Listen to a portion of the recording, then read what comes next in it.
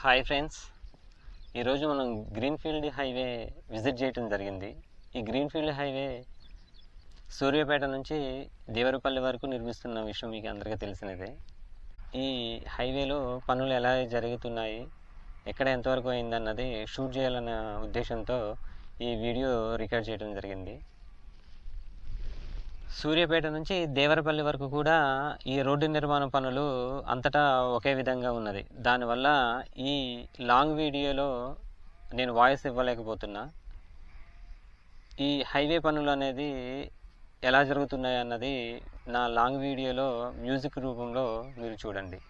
నా నేమ్ కింద ఉన్న లింక్లో సూర్యాపేట టు దేవరపల్లి వరకు నిర్మిస్తున్న గ్రీన్ఫీల్డ్ హైవే లింక్ని మీరు ఒకసారి క్లిక్ చేయండి. వీడియో మొత్తం ఒకసారి చూడండి.